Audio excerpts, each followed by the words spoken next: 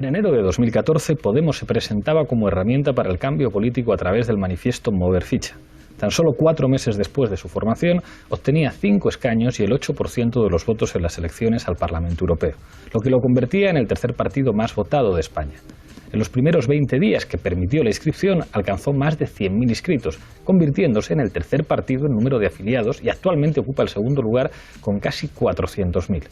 Casi un año y medio después y con la vista puesta en las próximas elecciones generales, Podemos ha conseguido romper el tablero político, cambiar el discurso y agitar a todos los actores políticos.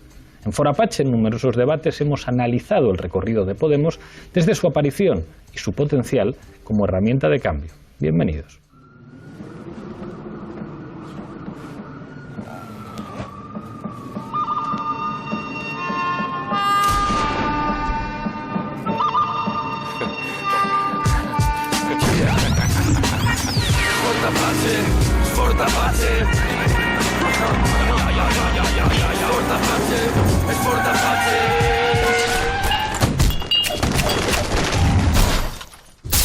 Por ejemplo, Perry Anderson ha criticado muchísimo esta estrategia excesivamente pactista por parte del Partido Comunista Italiano, pero hay un elemento en Gramsci que es completamente actual. Si en algo se puede sintetizar el pensamiento de Gramsci es en decir, hay una batalla política crucial que es la ideología. Y la ideología es un campo de batalla para la política. Ahí aparece una noción en la CLAU que es fundamental, que es lo que llama los significantes flotantes, digamos, esos elementos fundamentales para configurar el sentido común de la gente que están en disputa. Yo os pregunto, si aceptamos que existen esos significantes flotantes, voy a empezar contigo, Errejón, ¿cuáles serían en el contexto político de crisis de régimen en España esos significantes flotantes, esas categorías en disputa?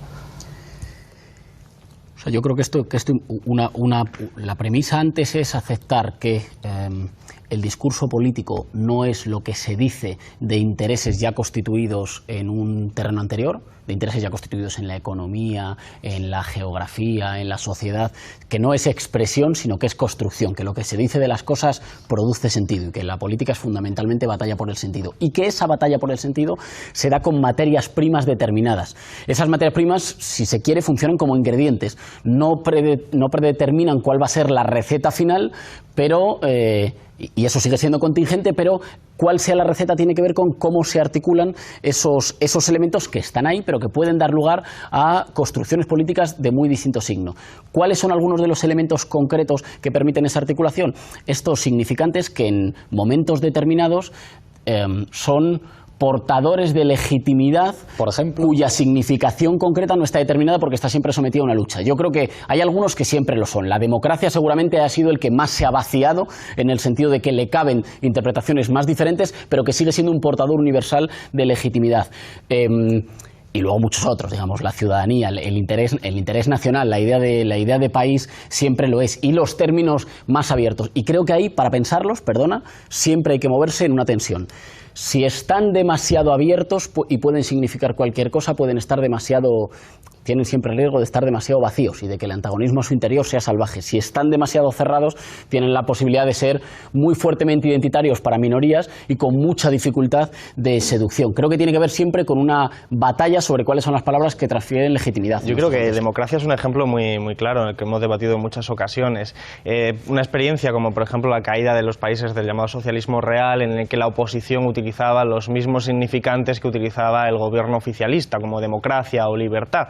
Creo que son elementos que están en disputa hoy en día, pero que en tanto que pueden concebirse como un espacio de continente donde caben un montón de interpretaciones posibles. Voy a poner un ejemplo: libertad. Libertad para un liberal puede ser la libertad negativa, para un republicano es la libertad positiva. Sin embargo, ese significante vacío, o significante flotante, permite articular dentro un montón de posibilidades, de confusiones, y si uno hace una estrategia basada en ese significante vacío o flotante y consigue tener éxito, después lo que tiene es un número muy importante de hipotecas con respecto a los siguientes pasos. Ese es el enorme riesgo de concebir una estrategia basada en el significante flotante, a mi juicio. Jorge. Quiero decir muy rápidamente que si aceptamos que existen significantes flotantes es porque la sociedad no es un todo ni puede ser objetivable. Quiere decir que al estar abierta tiene que haber un significante que la resignifique. Ese significante hay que inventarlo, no puede ser nombrado, no puede ser, podemos decir funcionó la democracia, funcionó la libertad, pero en cada coyuntura es el significante que logra resignificar, como diríamos ahora, todo el tablero político. Por ejemplo, en este caso un significante flotante, Podemos. ¿Por qué prueba que es un significante flotante? Porque ha resignificado una serie de elementos que se habían presentado como aislados que ahora aparecen como articulados. ¿Tiene garantizada su permanencia? Ahí siempre se trata de qué tipo de frontera antagónica se trace para que ese significante vacío y flotante se sostenga. Manolo, Carolina, después Enrique. Sí, después Errejón. Antes de entrar mucho en los temas más concretos de la crisis del régimen y hasta de Podemos, quizás merecería la pena, por los que nos están viendo, intentar clarificar tres cosas que me parecen importantes a este debate. El primero, lo que podemos llamar el significado histórico del populismo. El populismo ha tenido una historia, y una historia real, que por cierto es el modo de nombrar fenómenos latinoamericanos por gente que no es latinoamericana. El término populismo no viene del propio Latinoamérica ni tiene nada que ver, es un modo de nombrar desde fuera un fenómeno que es el populismo histórico. Una segunda cuestión es, lo que ya tiene que ver con la clau mejor, es el análisis del discurso populista. Es decir, y que tiene que ver a partir de, como antes hemos estado viendo, de una mirada, de un vacío, de algo que se nos había quedado fuera de toda la acción colectiva y en concretamente de la autoorganización social. Y luego yo diría que es un tema quizás más importante para ver fenómenos como Podemos o otras cosas, lo que podríamos llamar la existencia de situaciones populistas, es decir, de condiciones populistas, es decir, de situaciones que promueven la emergencia de discursos populistas, porque eso es lo que hace aterrizar, porque si no parecería que el discurso populista está por encima de todo, ¿no? La teoría desde el punto de vista teórico, y que no tiene agarradura, ¿no? Yo creo que la clave ahora es pensar por qué estamos en una situación populista y que tiene que ver con eso. Digo un ejemplo para hablar del tema italiano, ¿no? Yo creo que estamos en la época del post. Yo creo que en la época del post hay tres post que tienen mucho que ver con esto. El primer post es clave en nuestro imaginario social, que es el socialismo. O sea, el socialismo como primer post. Estamos en una época postsocialista, donde el socialismo ha dejado de ser un referente de masas colectivo y revolucionario para las tres grandes componentes que había detrás de eso, que era el anarquismo, la socialdemocracia y el comunismo. Luego estamos en un segundo post, que hemos ido viendo y que, por cierto, la Clau y Chantal lo han estudiado bien, que es la pospolítica. Y ahora estamos en un nuevo post, que creo que es el grave, el profundo, el sistemático, es la posdemocracia. Estamos construyendo sistemas políticos postdemocráticos, donde el autogobierno del pueblo, por el pueblo y para el pueblo ya no funciona como tal. Son soberanías limitadas, oligárquicas, cada vez más firmemente ancladas con el poder. Bueno, yo creo que esas tres posts explican mucho, justo con la crisis del régimen en España, del régimen político, la emergencia de una situación populista. Y es donde yo creo que está la clave, que es que se han creado condiciones objetivas y subjetivas para una emergencia de fenómenos populistas en torno, para mí, que sería mucho más claro, la emergencia del sujeto nacional popular. Carolina. Estoy muy de acuerdo, ¿no? Y posiblemente la caracterización como situaciones populistas sea un término, una denominación posterior a las situaciones mismas. Quiero decir que históricamente ha habido muchas situaciones favorables al populismo que no han sido bautizadas como tales. Que en ese sentido el término acuña cosas que son muy anteriores al término mismo y que posiblemente no hayan sido bautizadas como tales.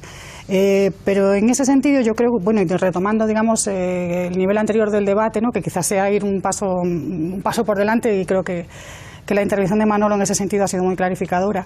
Yo sí pienso que una de las características de estas situaciones populistas es que precisamente se abre el espacio a la resignificación, a la fuerza performativa de la palabra, que es un espacio que en situaciones no populistas está precisamente cerrado.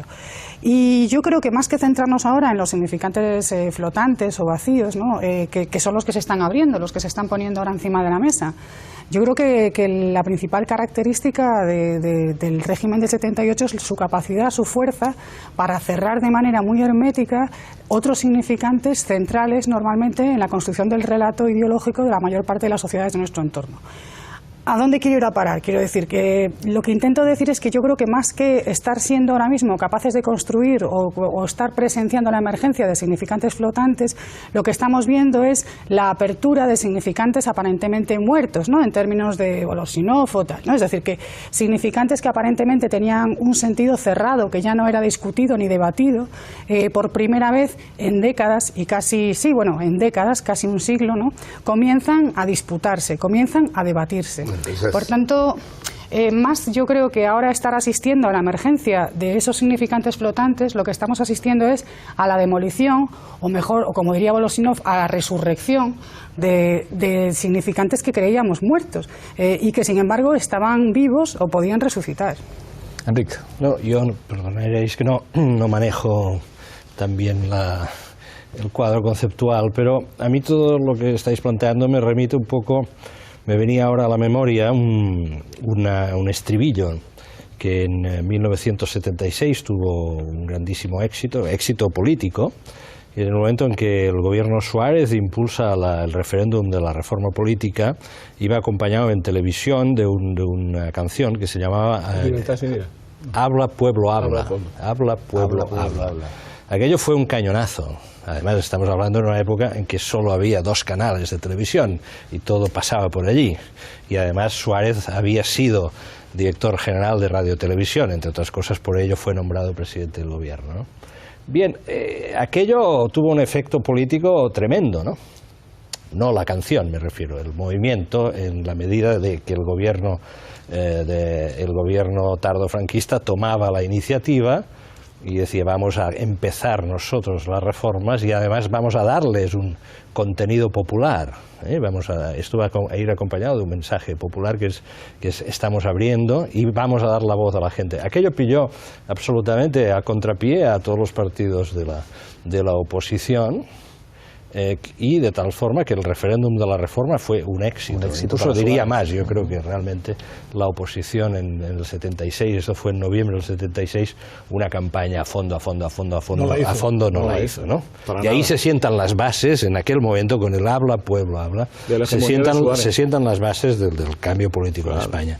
La paradoja para mí, no sé si esto es un significante flotante o no, no lo sé. No sé si flota o no. La paradoja es que, fijaos que estamos regresando al Habla Pueblo Habla, que esto es lo que en este momento se está discutiendo en España. Claro, los términos de la conversación es Rejón, después Jorge. Eso es, intentando como hilvanarlo, tiene que ver con esa parte quizá de las, digamos, de las situaciones, que Manolo llamaba las situaciones populistas, ¿no? Digamos, un momento en el cual las instituciones no son capaces de dar o cauce o promesa confiable de cauce en el futuro a una parte de las aspiraciones de una gente que no se siente representada. Por otra parte, tampoco hay una imaginación o un horizonte ofrecido que integre buena parte del descontento, y ese descontento, y esto es importante, se produce sobre un terreno dislocado. No es un descontento en compartimentos, no es un descontento que ya salga formado, encuadrado de casa, sino que es un descontento que desborda los cauces que debían existir para canalizarlo, bien sea institucionalmente, bien sea en las organizaciones de protesta que existen. ¿Eso es una situación populista? Bueno, es posible, pero entonces tenemos que reconocer que eso es una intensidad que recorre siempre toda política, está siempre ahí, pero no necesariamente contraponiendo las contradicciones ideológicas. Sería, por ejemplo, absurdo tener que elegir entre, bueno, entonces yo qué prefiero, las experiencias socialistas o las experiencias populistas. Esto, porque que uno encuentre esto en el discurso de Mao, o que uno encuentre esto en el discurso de la Revolución Cubana, esto es un momento que recorre siempre todas las experiencias. Y claro, decía Alberto, claro, pero es que entonces, si todos los términos están siempre sujetos a la posibilidad de ser resignificados y el lazo social no está constituido sólido en algún sitio, sino que siempre está sometido a una disputa, claro, entonces, ¿qué hipotecas tienes para después? Todas, pero como siempre las tienes todas. Quiero decir que eso es quizá la posibilidad como intranquilizadora del populismo. Está esa frase de Rancière, digo para incendiar un poco la mesa, esta frase de Rancière que dice Bueno, si algo tienen en común los viejos marxistas y los nuevos liberales es lo intranquilizador que les resulta el fantasma del populismo, la posibilidad de que la discusión política por la institución del sentido que se da en las sociedades esté siempre abierta. Y es verdad que eso nos remite siempre pues, a una indeterminación. Todo régimen se construye siempre invocando un pueblo nuevo, siempre, pero todo régimen, una vez constituido, dice váyanse a casa, regresen a casa, dejan que las instituciones operen. Y hay un momento de colapso en el que las instituciones y los relatos disponibles no dan más de sí y emerge, si hay posibilidad, a partir del descontento, una voluntad colectiva nueva. Es evidente que es mucho más tranquilizador operar todas las categorías políticas como puramente derivadas de estructuras económicas objetivas. Pero nunca fue así. Claro. No hay un solo proceso de transformación. El propio Althusser, que es una de las influencias de Laclau, lo dice, no, es que esto de que solamente existe una contradicción definida por la posición de un sujeto en torno a las relaciones productivas, esto no es verdad. Hay muchas más contradicciones que operan de una manera mucho menos mecánica. En su crítica al mecanicismo. Tenía la palabra Jorge, después Alberto, después Manolo. Sí, efectivamente, Pablo, lo de la sobredeterminación en última instancia, Althusser era para mostrar precisamente. Pero volviendo a lo de la situación populista que han evocado tanto Manuel como Íñigo y como Carolina, ¿no? No hay que olvidar que en realidad, por lo menos en Ernesto Laclau, no en la caracterización histórica de los populismos, la pregunta que lo atraviesa es cómo se genera una voluntad colectiva. Y solo hay voluntad colectiva cuando las instituciones no pueden resolver las demandas. Es decir, si hay un estado, vamos a decir, supuestamente de bienestar que reabsorbe la demanda, no emerge esa voluntad colectiva populista. Es decir, que para él siempre la contingencia es un elemento muy importante. Solo se da situación, por eso el término situación me pareció pertinente, cuando las demandas institucionales ya no pueden con las distintas demandas populares que quedan insatisfechas. Y ahí es donde el significante flotante, o el vacío, es vacío porque también resignifica significantes que ya estaban muertos, es decir, abre a la significación. En todo caso, el problema clásico que siempre se discute, me remito siempre a la teoría de Ernesto, es si la misma tiene un valor emancipatorio, prescriptivo de por sí, es decir, si extender la cadena de equivalencias, si resolver con las demandas insatisfechas, no, como dijo Íñigo antes, una mera justaposición, sino generar algo que es bastante raro, que es la emergencia de una voluntad colectiva. La voluntad colectiva la vemos muy pocas veces, no es algo que esté presente. Llevábamos años sin ver la emergencia de una voluntad de esa naturaleza.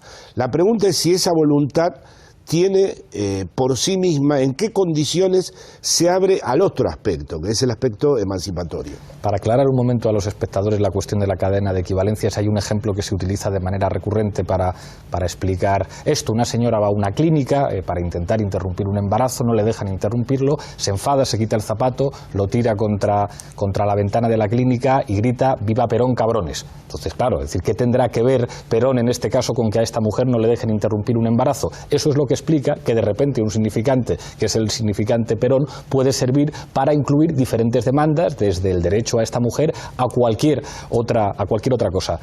Garzón, después Zapping y después volvemos. Sí, yo por la creo derecha que uno de los mesa. aportes granchanos más interesantes son el de romper con la ortodoxia determinista, como decía al principio, económica, y aceptar que no solo está la contradicción capital-trabajo, sino que hay otra serie de contradicciones que operan al mismo tiempo. Pero sin embargo, quizás por deformación profesional, o mejor dicho, por tradición política, o por ambas, yo sí que creo que hay que tener muy presente lo que es la estructura económica para explicar lo que son los diferentes cambios. El propio Laclau dice que cuando en 1848 se establece, si se solidifican las diferentes ideologías, la situación populista desaparece, vuelve a aparecer más posteriormente y era previa.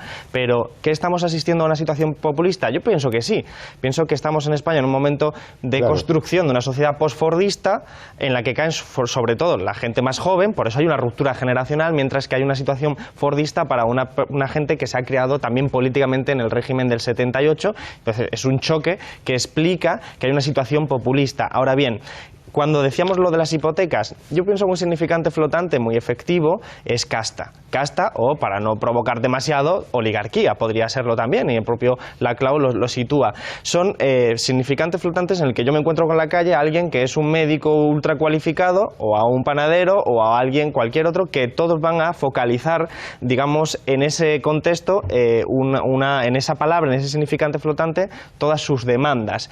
Sin embargo, es una hipoteca de cara al futuro, porque Podemos, ¿cuándo va a empezar a ser casta? ¿Quién define casta? ¿Dónde se ancla eso? Y al final el problema original yo creo que es que el populismo es una reacción en negativo. No es un proyecto en positivo, como podría ser el socialismo, al que uno va encaminado, sino que el populismo puede ser en estos casos entendido como una reacción de canalización, que puede ser muy exitosa, de demandas insatisfechas, pero que una vez has llegado tienes una serie de hipotecas que tienen que ver, por ejemplo, pues como decía Laclau, pues en las propias hipótesis, en una hipótesis que creo que no se cumple en España, que es la de sacar a la gente que estaba excluida políticamente e incluirla. Yo no veo que lo que Owen Jones llama los chaps estén votando en masa, ni siquiera, al menos todavía no lo estoy viendo, y sobre todo pues esa hipoteca de cara al siguiente paso a ganar.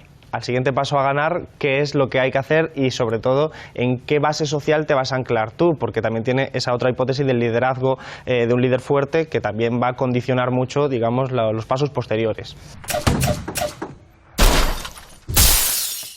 Hay una cuestión que sobrevuela el debate que estamos planteando y es la posibilidad de cambio en Madrid. Si no, este debate no tendría, digamos, esa cierta tensión que se está viviendo, y esa posibilidad de cambio, para empezar, ha implicado guerras que se han dado en muchas formaciones políticas respecto a los candidatos. En el caso de Izquierda Unida, el desplazamiento de Tania Sánchez es más que obvio por parte de la dirección. El Partido Socialista a nivel estatal tiene que intervenir en la Federación Socialista Madrileña. La guerra que se libra en el PP para ver si finalmente es Cristina Cifuentes o no era Cristina Cifuentes o Esperanza Aguirre en Madrid.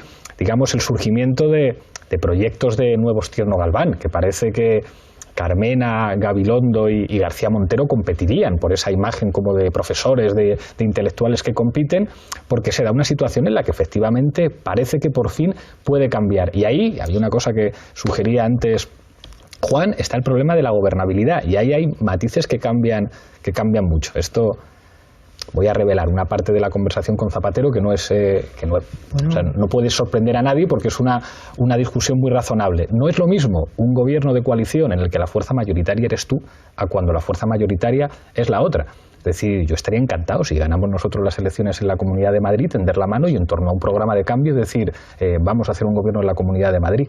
Pero claro, en ese caso el Partido Socialista asumiría una posición de subalternidad que alteraría para siempre a la que estarías dispuesto. En el caso de que nosotros fuéramos una fuerza minoritaria, eso es un debate que habría que tener. O sea, no lo planteo, o sea, no estoy hablando... Pero tú eres líder de un partido y acabas de decir que estarías dispuesto. Me estoy quitando el sombrero de líder de un partido para ponerme el sombrero de presentador y decir, esto para cualquier partido es un problema. Yo creo que cualquier partido puede estar dispuesto a decir, en torno a un programa, es decir, si ustedes rectifican, si ustedes dan un giro de 180 grados, claro que podemos gobernar juntos en torno a un programa. Y si los mayoritarios no somos nosotros, independientemente de que el programa pueda ser estupendo, claro que hay muchas dificultades, porque eso altera el mapa de partidos. Y yo creo que todos los actores que están operando en Madrid, y ya te doy la palabra, tienen eso en la cabeza. No es lo mismo un gobierno alternativo al Partido Popular, en el que la presidencia y la mayor parte de los consejeros los pone Podemos, así los pone el Partido Socialista. Insisto, aquí me he quitado el gorro de secretario general, en el que tendría que hacer un discurso mucho más medido, y pongo una cosa que es obvia, que surge también en el caso de Andalucía en estos momentos. No es lo mismo llegar a acuerdos puntuales que decir, yo voy a apoyar, voy a entrar en un gobierno, en una comunidad. Creo que Izquierda Unida ha aprendido la lección en Andalucía de las implicaciones que entrar como socio minoritario, y eso hace que la situación en estos momentos esté completamente abierta. Déjame que me quite yo ahora el gorro de diputado, porque a mí no me corresponde ofrecer ningún pacto, pero sí que te presente una posibilidad, ¿no? Y es la de que el próximo 22 de mayo se rompan las mayorías absolutas de la derecha en prácticamente toda España, y la única alternativa posible a esa sean gobiernos de coalición de partidos alternativos. Yo los considero de la izquierda, alguno no se autodenomina como tal, pero yo le considero en el mismo espectro en el que yo me siento. Es verdad, lo dices tú acertadamente, ¿no?, que cuando uno es quien va a gobernar es mucho más fácil aceptar el apoyo de un tercero, pero estaríamos dispuestos a que si en cada comunidad autónoma la situación ha sido una distinta, que ha llevado en algunos casos al PSOE a ser segunda fuerza, en otros a Podemos, estaríamos dispuestos a un pacto global, a un pacto por el cual, entendiendo la urgencia del cambio, cada uno estuviera dispuesto a ceder en un territorio, esto es política ficción, de tal forma que en Madrid el tercero apoyara al segundo y en Valencia lo mismo, independientemente de quién sea tercero y quién sea segundo? En nuestro caso lo hemos dejado clarísimo. Es decir, en torno a cuestiones programáticas no hay absolutamente ninguna duda. Es decir, si el Partido Socialista da un giro de 180 grados, está de acuerdo con que hay que hacer una reforma fiscal para acercarnos a la media europea en recaudación, entiende que fue un error la reforma del artículo 135 de la Constitución. No, también. No. Y se asume que la austeridad ha sido errónea y ha sido completamente ineficaz como mecanismo para salir de la... Personajes previos. Decía yo hace un minuto, y a Tania le parecía una mala expresión, que las comunidades eran fundamentalmente prestadoras de servicios públicos. Le sonaba como demasiado light, posiblemente, y desideologizado, ¿no? Yo no lo creo. Creo que no hay nada más político que echarse al frente el presupuesto de una comunidad autónoma. Tú conoces el de Madrid, la mitad del presupuesto es la sanidad. No hay nada más político que decir yo la voy a poner al servicio de la gente. Hay un tema, ¿no?, que es esto que acabas tú de meter al final de tu intervención, ¿no?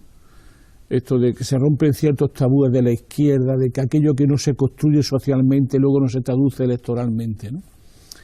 Quizá el tema puede ser tan radical o menos radical, ¿no?, en el sentido siguiente. Vamos a ver.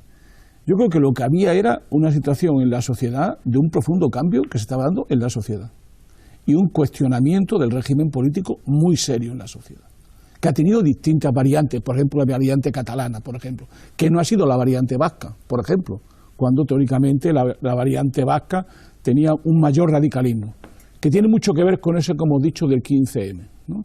Hasta qué cambió el 15M, cómo lo cambió el 15M.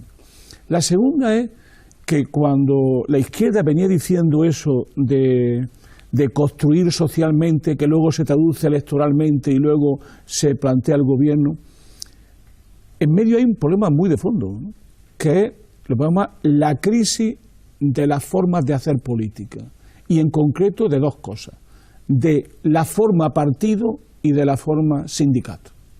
Es decir, de pronto hay élites políticas que son más élites que nunca, que ya no tienen penetración orgánica en la sociedad y que son aparatos profesionales, el partido cártel, para decirlo así claramente. Es decir, hay una élite que se articula con la sociedad solo a través de los medios de comunicación y el poder de los medios, pero que ya no tiene raíces sociales. De alguna forma, Podemos, ¿qué hace Podemos?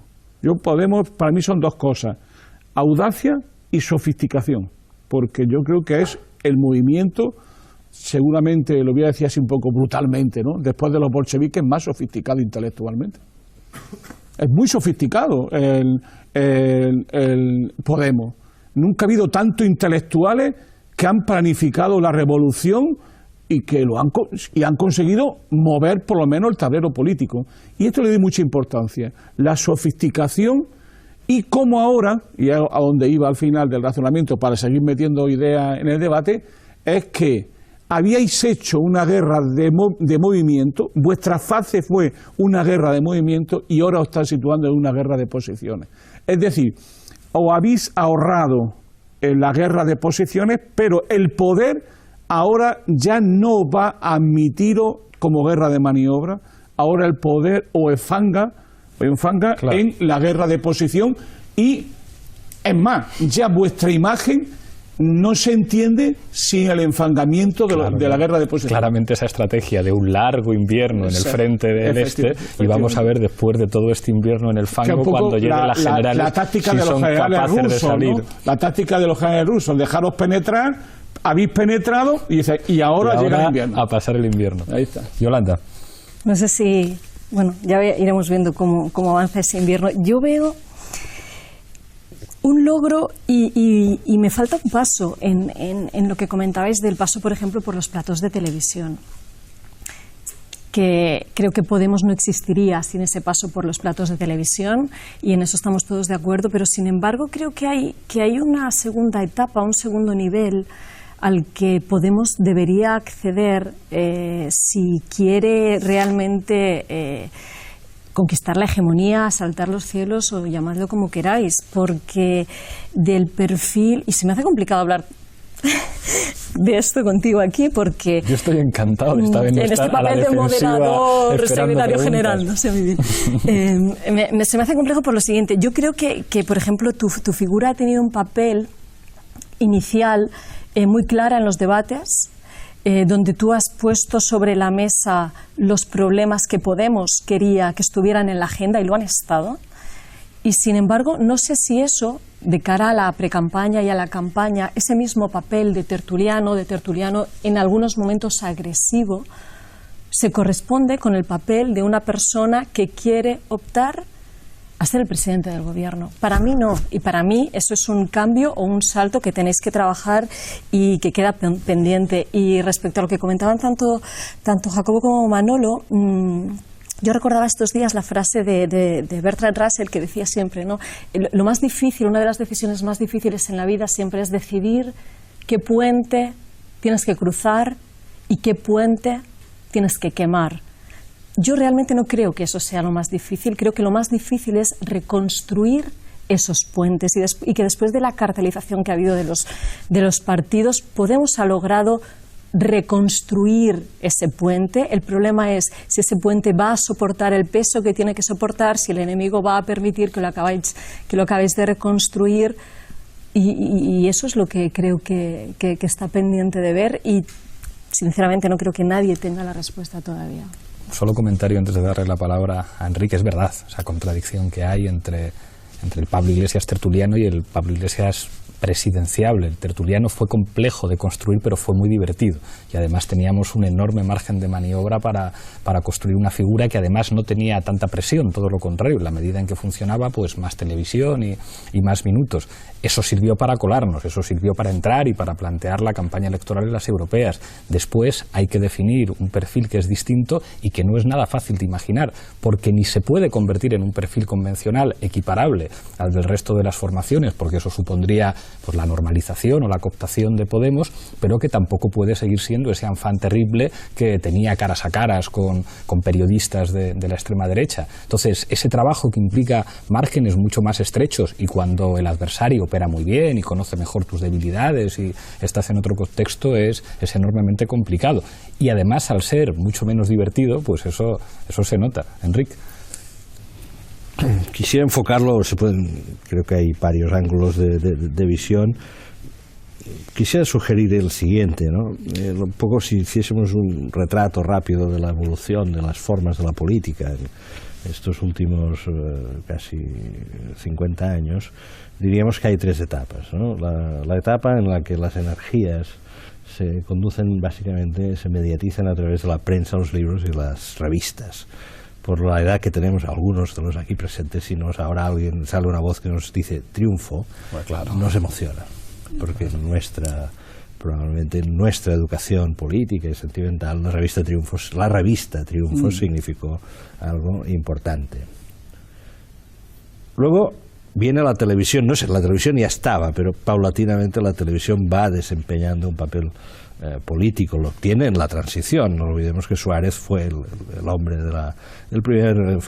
antes del presidente, había sido el director general de Radio y Televisión Española. Felipe González, su gran triunfo consiste en convertirse en una figura magnética de la televisión, en aquella televisión muy vertical, la televisión de Estado, ¿no? En la que no tenía prácticamente réplica, en combinación con el estadio anterior, con la prensa, evidentemente.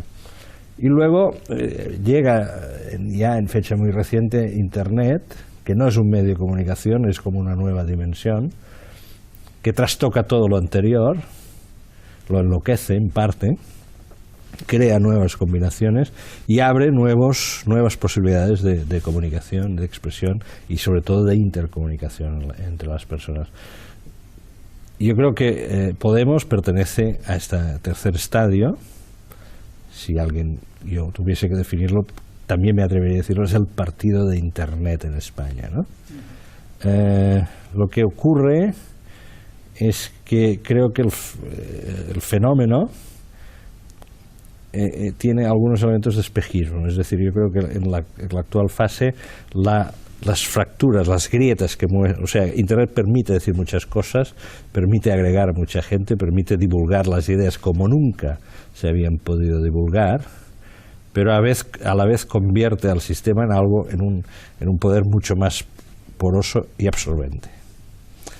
Acabo. Para mí uno de los riesgos de Podemos todavía hoy es acabar convertido en una criatura del sistema mediático español, en fase de modernización. Absolutamente. De hecho, ahí, una de las cosas que señalabas, Felipe González tenía un enorme magnetismo en televisión, pero tampoco tenía formación para intervenir en televisión. Yo hablé una vez con Contreras, que me contó la anécdota del primer debate con Manuel Campo Vidal, con Aznar, que el primero le va muy mal a González, y después Contreras le echa una mano para preparar por primera vez una serie de técnicas de cómo estar en un debate en televisión con alguien que llevaba muchos años siendo presidente del gobierno y caracterizable por esa capacidad comunicativa que tenía, pero entonces no se estudiaban las cosas como se estudian ahora, que pues en los grupos cuando vas a un debate, la posición, la ropa, la forma de la espalda, si colocas la mano no sé cómo pareces arrogante, el tono, ahora se estudia absolutamente todo y nosotros siempre trabajamos asumiendo que el espacio ideológico es la televisión, Internet también, pero la televisión sigue estando en un nivel jerárquico superior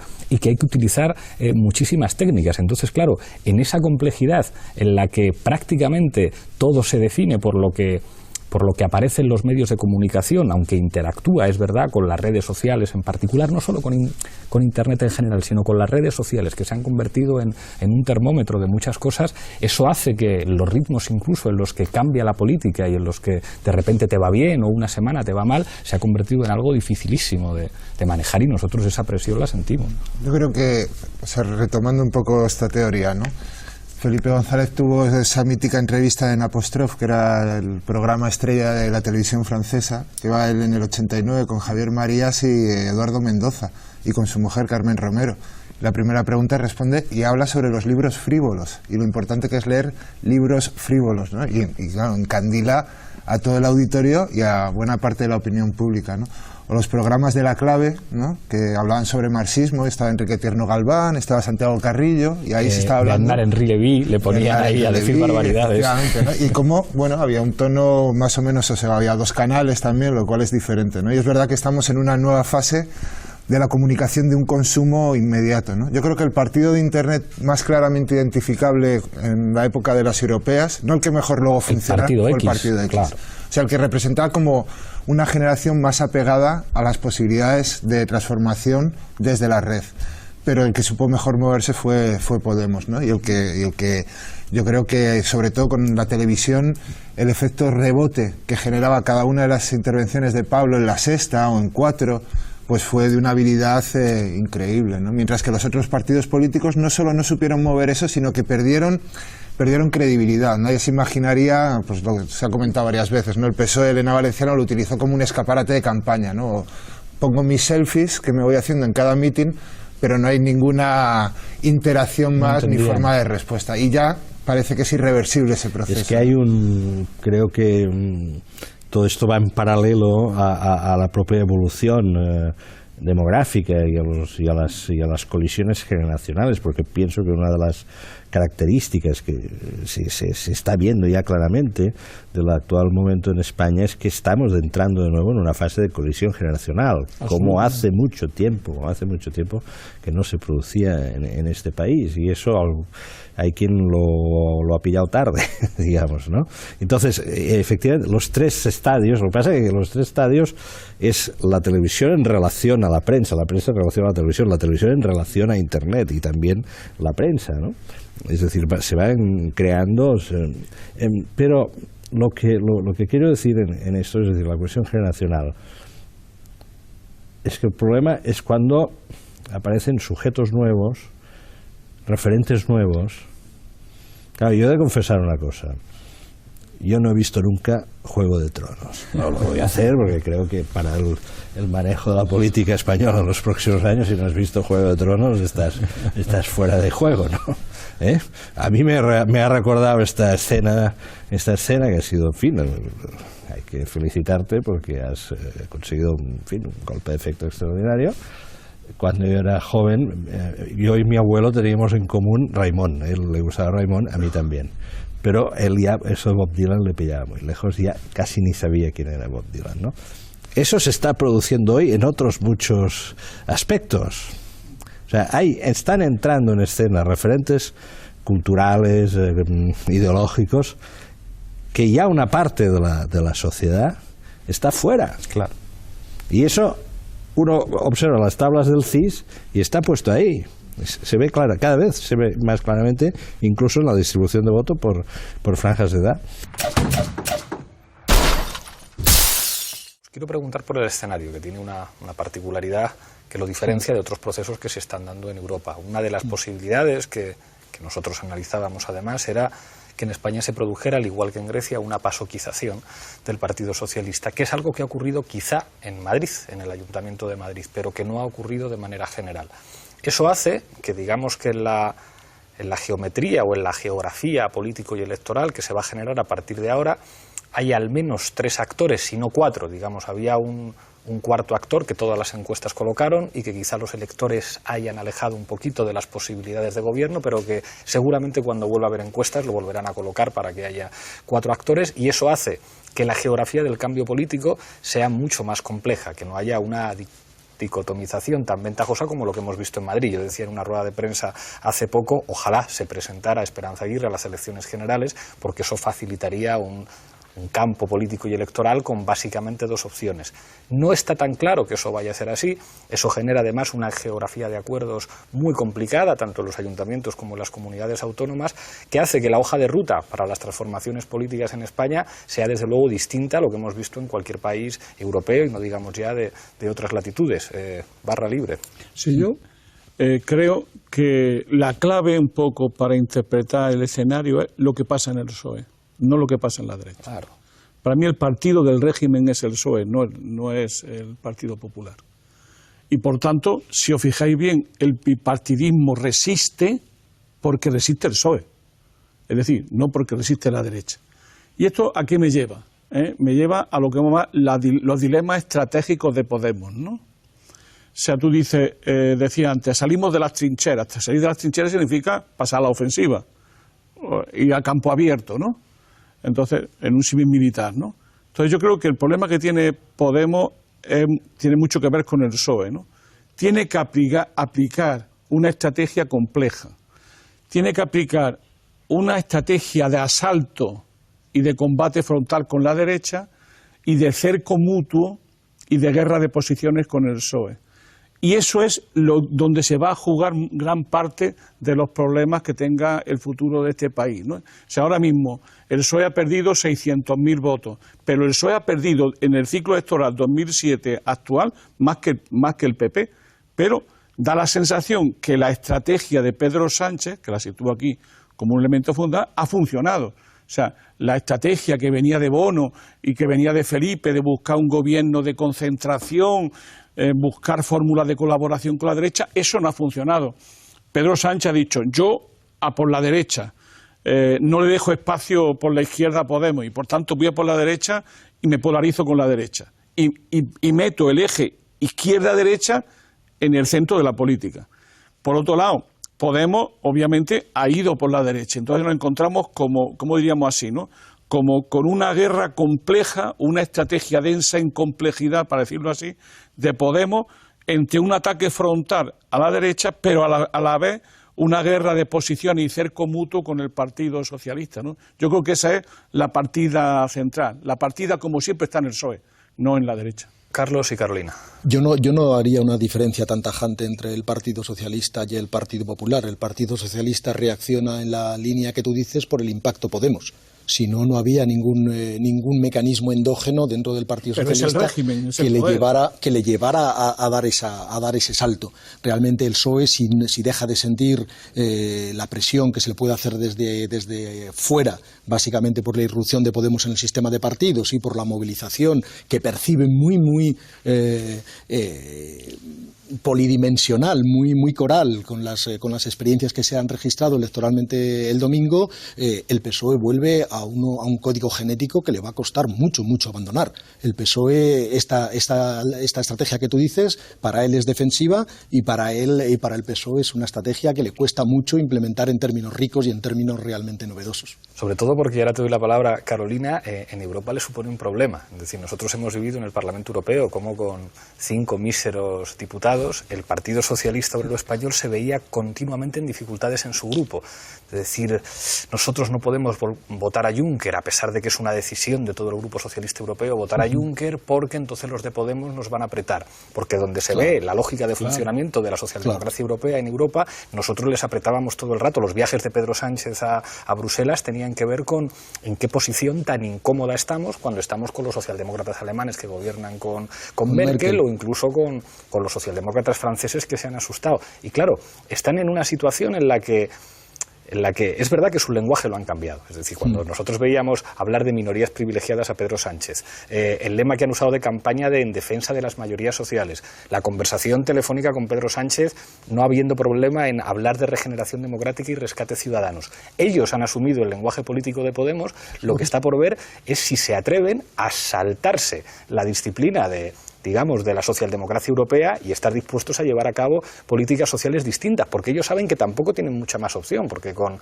la opción régimen, con la opción Felipe González de gobierno con el PP, puede que se salve el régimen, pero desaparece el Partido Socialista. Claro. Yo, estando de acuerdo con Manolo en que el centro del análisis está en el Partido Socialista y no en la confrontación con el Partido Popular, hago un balance un poquito distinto. Creo que la crisis del Partido Socialista es gravísima.